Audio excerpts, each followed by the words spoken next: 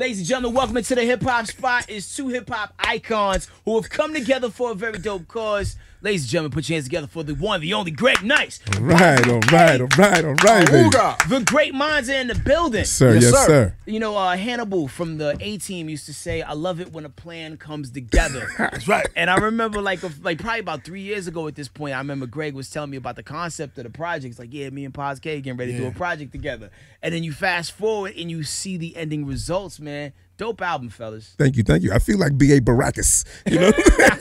Are you afraid of planes? No, I'm definitely afraid of planes. What? Can't go up on medication, man, you know? So, like, who, approached you first about, stepping in and doing something together? I don't know. Great minds think alike, you know. That's right.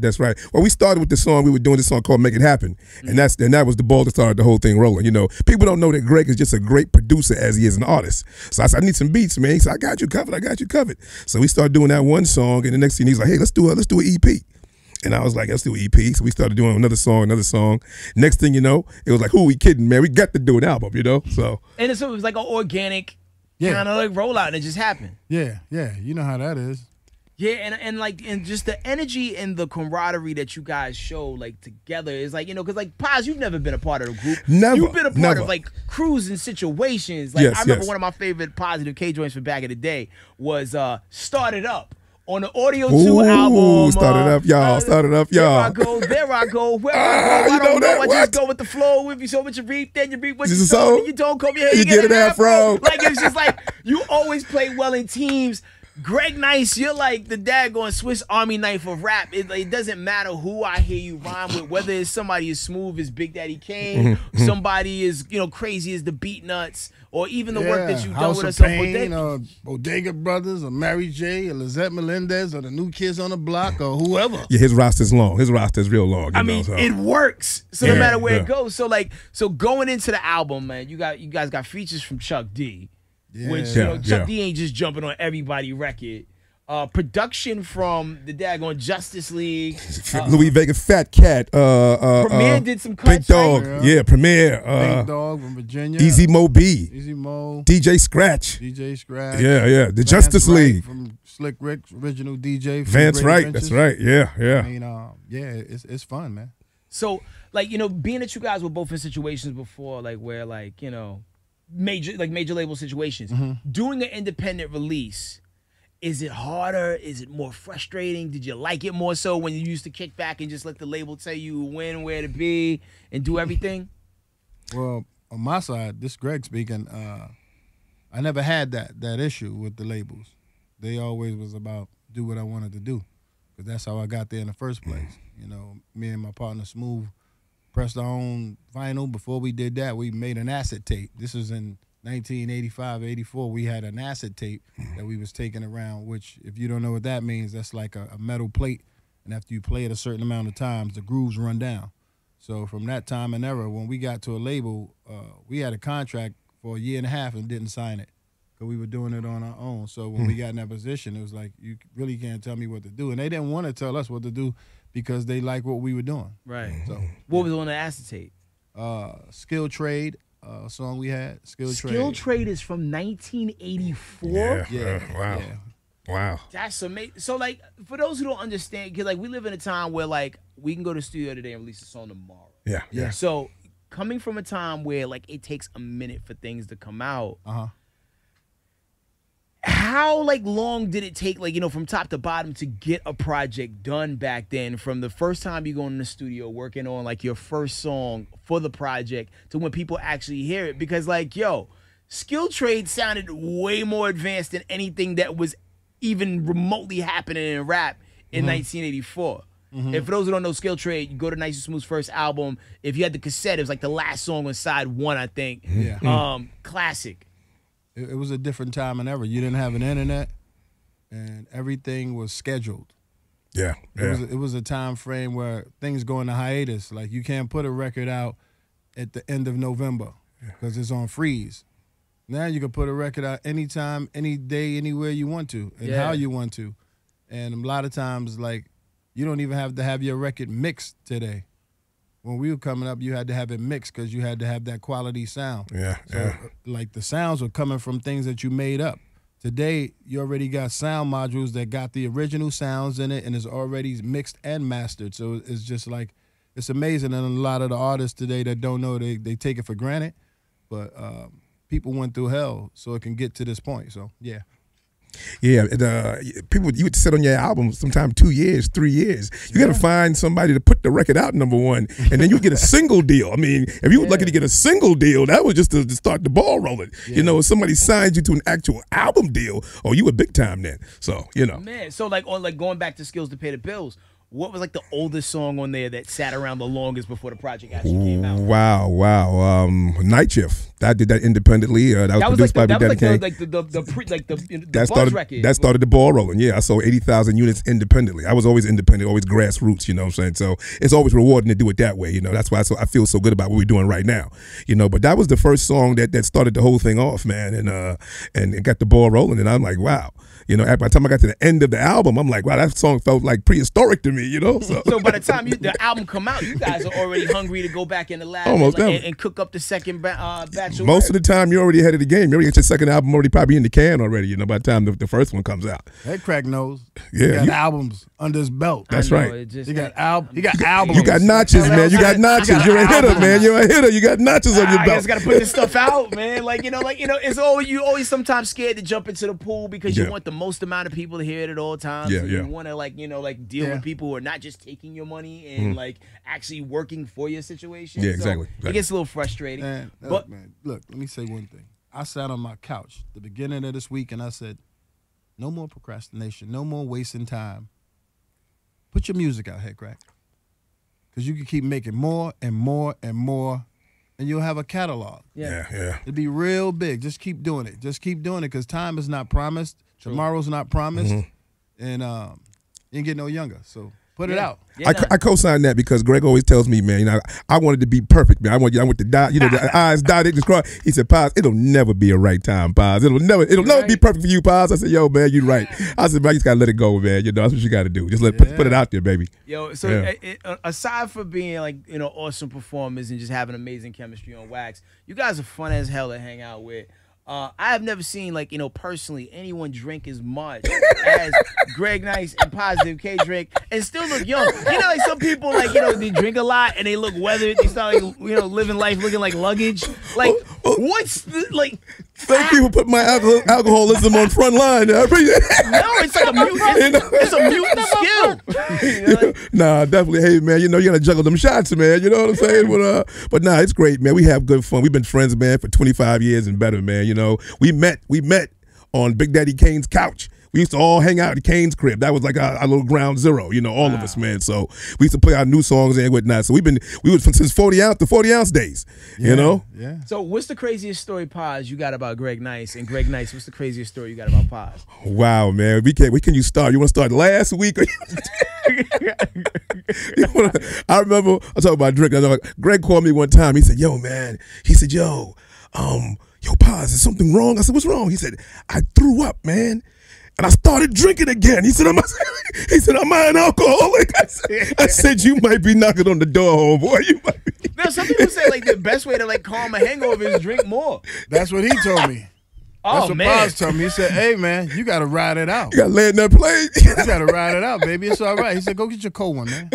Go get your cold one. That's how you got to do it. Hear the dog, man. That bitch you know? Words. This works. On the flip side, what's the craziest thing Paz has done around you or the craziest night y'all ever had? Man, it's too many to name, and it's too X-rated. It's too X-rated, man. I just tell you this much, man. I had a bag of fun with this guy. It ain't gonna never end, man. Yeah. You got to see him do his stand-up. He's good with his stand-up, and you'll know where I'm coming from. This is a crazy dude over here, Paz K, man. And at one point in time, you had a shoe store, like in the Carolinas, or was it in Brooklyn? I was doing a lot of businesses, man. That's all I was. I did a whole bunch of things, man. Shoe stores, shirts, and everything, man. I did it all, man. You know, I touched a little bit of everything. And the crazy thing, this was around the time where, in hip hop, people just did music and all they did was music. So, to see you venture out, it was kind of like a trailblazing move. I tried it all, man. You know what I'm saying? I'm gonna continue my entrepreneurship, man, and keep it going. You know what I'm saying? But I always dibble and dabble, man. You always see Paz K pop up doing something, you know. So got you. So Greg Nice, amazing, man. Amazing. Let's just say 15, 20 years from now, what do you see yourself doing? Like, because I know I you hope I'm always gonna still be doing here. music. Yeah, I hope I'm still here because everybody is dying like flies, man. You know, my whole thing is to hope I have my health and I can continue to rock the house, rock the parties, make songs with people, and that's what I want to do, man. That's my life. I want to continue to do that. I want to rock this joint long as ZZ Top is doing it, the Rolling Stones, the OJs. I want to be like Charlie Wilson of hip hop. Amen.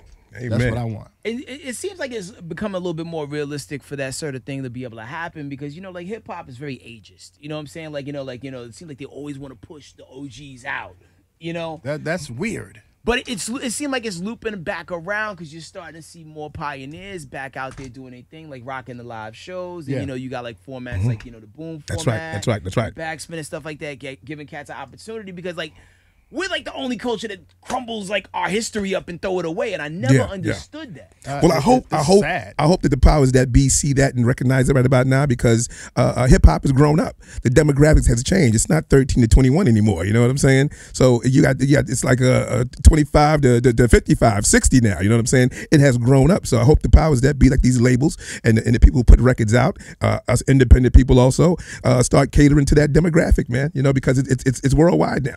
Yeah. You come from a time frame of when it was hard to have a rap song or hip hop song playing on the radio during the daytime. Like the people that's growing up today, you growing up from the door. Every day you turn on the station, a television show, you hear something with hip hop. When we came up, it wasn't like that, and we broke the mold. So my thing is like, you don't disrespect the older guys from the NBA. You know, those guys are on the bench, they in the front office, they doing all of that. The Major League Baseball, anything. But with black music, with hip hop, it's like you throw it out the window. And I appreciate like the boom stations and all of that. But at the same time, the boom stations, you could play relevant music from that artist. If that artist got a new song at that time, you can play it because you have R&B stations that'll play a new record from Mint Condition or a new record from Lionel Richie. And, you still play the classics, but play some of the new records because you got fans out there that want to hear that music. They want to see what's going on. And I think that I see it every day at my shows and when I walk the street. And I feel like that makes sense in that format more stronger than anything else because, I'm in front of the scenes and behind the scenes. You are. So I'll be having arguments with people. That's right. Like vein out the neck, but you don't understand. That sort of thing. Yeah. Like, so if we can't play artist A here and you can't play artist A there, where does this artist get a chance to like get his new work off at? You know what I'm saying? And it's frustrating because let's say like a guy like Scarface who continues to make records. Exactly. Right. And granted, a lot of them may not necessarily be commercially accessible, but like, they'll be like, it's too old school. What is commercially acceptable? What is that? It's perceived by white people doing research. What is that? If your record just got to sound like everybody else's record? Yeah, because most mixes nowadays aren't creative enough to figure out how to mix something that don't sound like Metro Boomin produced. Yeah, everything got an 808 kick and a hand clap, and a hi hat from an 808. I mean, come on, man. When we was growing up, man, you heard everything. Yeah. The Barge didn't sound like Kool and the Gang. Kool and the Gang don't sound like Bobby Womack. Yeah. And it was all just real ill till today. When you still love it, when you sampling them records. Mm-hmm. You ain't gonna sample none of these records right now because there's nothing to sample. Yeah, because it's all the same thing. I mean, the whole culture has a lot of handcuffs on it, and I hope between like now and the next few years, like the freedom comes back to the format and the culture because like we're limiting ourselves and we're cutting off the opportunity for like people to eat for the long run, man. Definitely. And I'm happy that I get to see like showcases pop up where like you can see cats like y'all Big Daddy Kane on the same bill and people actually show up because they're interested. That's right. That's right. Because that money making demos out there willing to spend money. So, just radio got to get on board because like people are making new music and no one knows about it. Like, people's like, man, Public Enemy haven't made a record in years. And I'm like, nah. Yes, they have. They came out with an album like last year. It was really good. And it was really a good album. Albums. Right. And it's just like, what? How can people hear about this stuff if the radio's not giving it to them and the people that are like in that AIDS demo aren't like super, social media savvy? Like if I'm 45 and I'm a fan of, Greg Nice and Positive K, where am I getting the information from if radio isn't helping me get that information? That's right. That's why I'm here to try to do my part. Throw You my little are cog doing in the your machine. part, And you're man. doing a great job at You that, are too, man. amazing at what you do. Thank you, And brothers. you never stole me wrong. I'm always comfortable when I'm around you. Thank You're you, a brother. good brother. Good stuff. And life is what you make it, man. Keep Cool doing thing what you're about doing Greg, up here, man. This brother, I lost my car one night. It was Oh, God. Your guys must have been drinking that night, huh? The You look- universe wanted to take something from me that night because Dude. at first I couldn't find my car. Me and this brother here drove around for like 25 minutes trying to find my car, only to go to a restaurant and me lose my wallet. The universe Doing this. was going to get something from me. You that guys, night. were shooting the new movie, Dude, Trying to Where's see My where the Car? Huh? He's like, no, they stole my car. My car stole. No, they told it. No. Well, let's read the signs. We were doing everything. I want what y'all had that night, man. That's what I want. I just didn't, Oh, my I didn't realize I parked on a completely different street. And I was ready to point the finger like, man, these niggas done stole my car. Man, I hate Atlanta. They stole my whip. Like, and they're like, nah. Then we go to a They got me. restaurant. They got me. We go to a restaurant. Like he like, I know a restaurant that's open. I'm like, yo, it's about 3 o'clock in the morning. I know a restaurant with good food. Let's go. We Man. get there. This dude loses his wallet. Y'all had a rough night. I'm not gonna say lose. I really think somebody lifted it from the table. Like, but I shouldn't have my wallet on the A lot table. of New Yorkers are down here. Got to watch out for that. Yeah, man. Yeah, anyway. So this week, the same week that your album comes out marks the 20th anniversary of the passing of Notorious B.I.G. Brooklyn, right? Yes. Bronx. But I know you've crossed paths with him. That's Bronx and Queens. Yeah. You know? Yeah. See, I was involved with MC Light and Big Daddy Kane, and I always stayed in Brooklyn. Everybody thinks I'm from Brooklyn, but I was born in the Bronx, Lebanon. Matter of fact, hospital. Really? Yes. Where'd you live about? Webster. Okay, I'm a Webster. Tracy Towers. Okay, get out of here. Yeah, Get out of Tracy here. Towers also live in I did not know that. Yeah. Okay. Christ the King right there. Get out of here. Great, yeah. Okay. So what is your most interesting Biggie story that you guys can share with the people? Oh my gosh. Let him tell you when and now. Biggie did a song with me. I had to sign this artist named Red Bandit, and he came in to do this song called Nine Dog MCs. It was, I think, Pooba, myself, Granddaddy IU. There was a bunch of people on that record, and Biggie came in there and he was working on the song, and the engineer came and said, "Yo, man, you gotta stick your head in here real quick, man. Listen to this." And I went in the room, and Biggie's in there rhyming, doing his usual, had his little roll up thing going on, And I said, play it for me, and he played it, and he said this rhyme about Mother Teresa. And Jesus, I said, Biggie, man, you can't do that, B. Was it the same verse that ended up being on If I Die Before I Wake? What you expect from the next of kin? I'm loco, bro. Not that one. Nah. Okay. He said something about it. Mother Teresa and Jesus. Something. He said she had something glowing all over her body. I ain't gonna say what he said, but it was like it was X-rated. I'm like, I said, man, you talking about God, man? What are you doing? He was like, yo. He said, yo, dogs. I'm feeling it. I said, man. That's on you, man. I want nothing to do with that. Right. I said, Biggie, I don't want nothing to do with that. He kept laughing at me. I said, man, that's wrong, man. You can't say that. But he went ahead and did it, man, and it was all right. It was an underground little smash thing though. But got you. Now I just pulled it up on the Google. I do remember seeing that. All Men and Dogs. Yeah, All the Dogs. MCs. Yeah. What about you, Greg? I used to smoke a lot of marijuana. Haven't did it in 4 years. It's a Fuma. Yeah, it's a Fuma. And Means he smokes a lot. Means he smoked. It was a time I was at the Universal Hilton Hotel in California, and everybody always want to come to my room and hang out. All the artists, everybody want to come to my crib. Wherever I'm at, they want to hang out because they know it's always the Chronic there. Mm-hmm. So I'm in there and I'm rolling up. I got the 50 boxes of Dutchess. I'm rolling up. It's me, my man Dan Smalls, Tupac, and Biggie, and we all sitting in my room getting smoked out to the point where Tupac just got his first little house.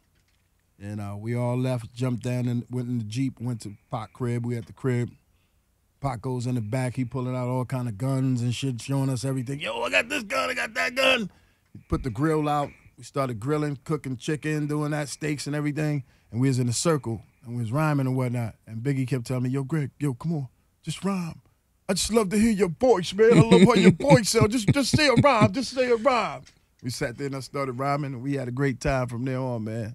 Man, it was a great time, man. Yeah, a lot of people don't know you actually was living with Pac when he passed, right? Yeah. When he passed, was Pac mad directly at Biggie, or was he just mad at the overall situation? All he told me, he told me what had happened to him in New York, and he mentioned some people to me, and I know them same people too, and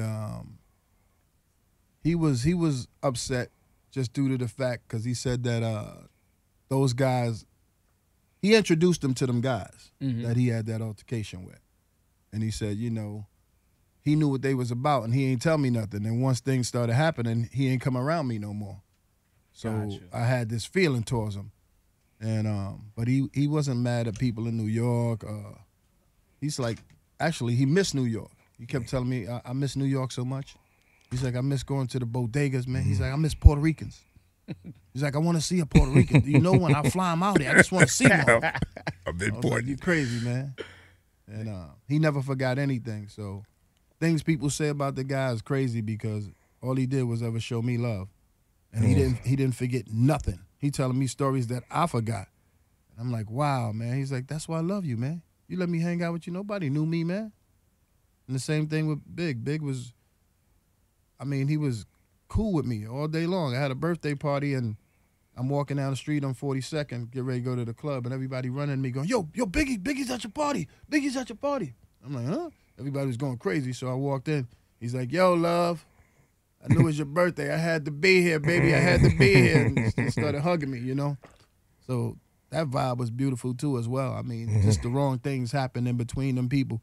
You know, that's when yes men get involved and people that have in your corner that ain't really down for you, just trying to get what they could get and destroy the whole big thing, man.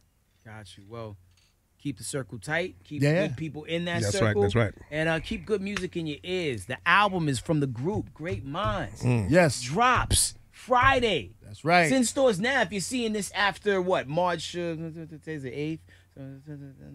If it's after the 12th, it's already out. You should get it. Correct. The video premieres on Monday. What's on the new Vivo. video? The video is called Bring It Out. It's featuring myself, Paz, and Charlie Murphy, directed by Lionel Martin. Yes. The Vid Kid. Lionel did every video from the 90s to on the early 2000s. That's from right. TLC. The 80s, to, matter of fact. To Boys to Men, Yeah. to Big Daddy Shoot, Kane, did he to do Public He Enemy. did Poison too, He right? did every He did Bell Biv Poison, DeVoe yeah. video. He did The End of the Road. He did I'll Make Love to You. He did Tony Braxton. He did What About Your Friends. He did Baby, Baby, Baby. Did all He yours, The Night did of all of Living mine. Bases. He did ours. He did everybody's. Membership has its privileges. We Yes, went sir. back. We went back to the root because, you know, that's how we met Hype. Hype used to be Grip on Lionel's team, working with them. That's right. So that's how they all started doing videos too and being big. So we went back to the root since we started doing this from the root again. So let's go get Lionel. Went out to L.A. We shot it. We called up Charlie Murphy. Charlie like, I love you. You're my brother. We do whatever we got to do, and we going to do it. And the next one we going to rock out with Terry Crews. Is a good thing. Yo, what's your favorite song on the album? Man.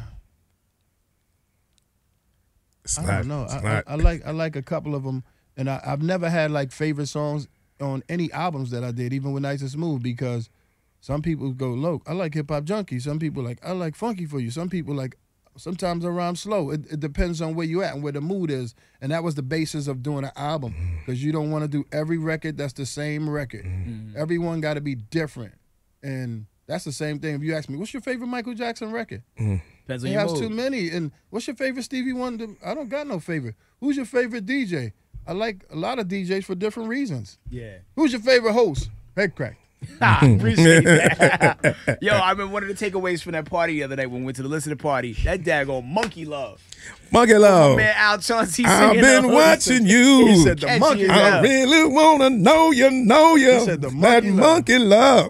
You got a favorite? My favorite joint, man. Greg hates when I do it, but I don't hate. got favorites. don't hate. It's a joint called Ain't Nothing on It. You ain't got nothing on me. You ain't got nothing on me. I love that song. It just has a groove and it's just crazy and That's crazy because that's the one that you did. Yeah, like. yeah, I did like it because I like We my like vocals, but Greg did the mix on the joint and made it so dirty and grungy, and I was like, that's crazy. I'm like, yo, it's supposed to sound like you're in a jam. Yeah, yeah. Every record, every vocal, this is me. I don't think it should sound the same. Yeah. I think it should be different because that's why you have an album. If that's the case, just make one long single. Yeah, nah, gotta Like, have this one textures sound like and moods. this delay over here. This one don't got a delay. This one sound gritty. This one got the dirt. This one is really clean. That type of thing, and that's how I'll make an album. A lot of variety on the album. A lot of variety, man. Different songs, different moods. So it's something on there for everybody, though. You know. And I can't stress this enough to everybody watching this. When you listen to the album, I think the same way people like that Tribe album. Yeah. For the fact that it had its soul you know, centered in like, you know, the energy and the vibe of the 90s, but sounded modern. Yeah, that's it. You guys managed to land on that square with this project. It don't sound dated at all. At all. Not at all. You Yeah, guys yeah. in for a hell of a treat. Thanks. Great minds. If you're spelling it on iTunes, it's GR8TE. That's right. Minds. Be sure you pick it up one time. Greg Nice, Positive K. Salute. Cop the album in stores now. Head crack on a remix. That's down. right. That's right. You coming on board? Of course. There we go. Ain't nothing but a phone call. Let's do it. It's the Ricky Smiley Morning Show.